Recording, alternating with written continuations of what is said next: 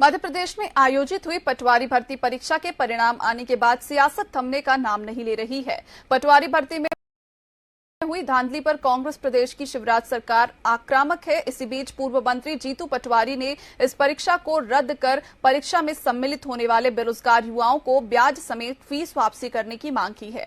साथ ही पूरी परीक्षा रद्द करके इसकी जांच हाईकोर्ट के सिटिंग जज से करवाने की बात भी जीतू पटवारी ने कही है। पूर्व मंत्री जीतू पटवारी से खास बातचीत की हमारे पॉलिटिकल एडिटर अतुल विनोद पाठक ने। पटवारी परीक्षा यूं तो युवाओं के भविष्य से जुड़ा मसला है, लेकिन बीजेपी और कांग्रेस के बीच इस मसले पर सियासी शह और मात का खेल जारी है। कभी बीजेपी पीछे हटती है तो कभी कांग्रेस आक्रामक हो जाती है। हमारे साथ है पूर्व मंत्री जीतू पटवारी। पटवारी जी, बीजेपी का कहना है न तथ्य है, न तर्क है, न सबूत है, आप उसको घोटाला कह रहे हैं।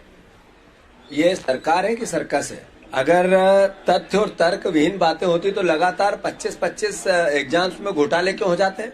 क्या कारण था नर्सिंग घोटाला हुआ? क्या कारण था शिक्षा भर्ती घोटाला हुआ? क्या कारण है विक्रम विश्वविद्यालय की पीएचडी घोटाला हुआ? क्या कारण है कि व्यापम का घोटाला हुआ?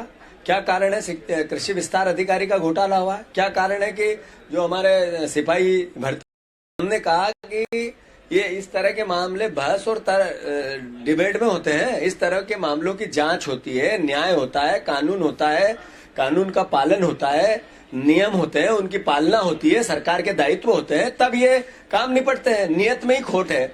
नर्सिंग घोटाला, कृषि विस्तार अधिकारी घोटाला हुआ, क्या कारण है? वीडी शर्मा के आसपास के लोग निकले। क्या कारण है कि जो एक विश्वविद्यालय में नौकरी लगानी थी तो शिक्षा मंत्री के परिवार के लोग निकल गए, विधानसभा अध्यक्ष के परिवार के लोग निकल गए। क्या कारण है कि बीजेपी के ही कार्यकर्ता, उनके आसपास के लोग, आरएसएस के लोग ऐसी भर्तियों में नियुक्ति पे आ जाते हैं? आपने पैसा कानून के तहत जो नियुक्तियां हुई सर्वविदित है, मालूम नहीं है आपको? प्रदेश को मालूम नहीं है?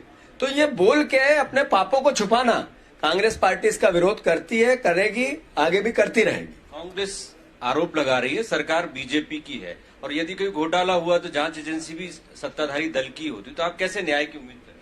मैंने इसीलिए तो कहा कि सिटिंग जज से ये जांच होनी चाहिए, और मैं मानता हूं कि हाईकोर्ट का सिटिंग जज जब रहेगा तो सरकार भी सूझ सांवल में सही तरीके से अपने तर्क और तथ्य रखेगी, और जो बच्चे अभ्यर्थी हैं जिनको आपत्ति है वो भी रखेंगे। यानी अब जो युवाओं से जुड़ा हुआ मसला है, खासतौर पर एग्जाम में जिस तरह के घोटाले और चीजें सामने आ रही हैं, इनको आप चुनावी मुद्दा भी बनाएंगे? 100% क्यों नहीं बनाना चाहिए? ये देश के भविष्य युवाओं में है, युवाओं के भविष्य से देश है। अगर उनके साथ अन्याय होगा तो फिर पॉलिटिकल राजनीतिक दलों का काम क्या है? जो राजनीतिक दल हैं, जो सार्वजनिक रूप से देश बनाना चाहते हैं, देश की सेवा करना चाहते हैं, तो युवाओं की मदद नहीं कर पाएंगे, उनके हितों की रक्षा नहीं कर पाएंगे, तो उसका काम क्या है? हमें करेंगे, दृढ़ता से करेंगे, 100% करेंगे, बार बार करेंगे, हर बार करेंगे। और विपक्ष को यानी सत्ता पक्ष को जीतू पटवारी से ऐतराज है। जीतू पटवारी बड़बोले हैं, बड़ा चढ़ा के पेश करते हैं, उग्र और आक्रामक तरीके से झूठ को सच बनाने की कोशिश। मैं आपको बीजेपी का प्रवक्ता घोषित कर देता हूँ। बताओ आपने क्या गलत तथ्य और गलत तर्क बताया, वो आप बता दो।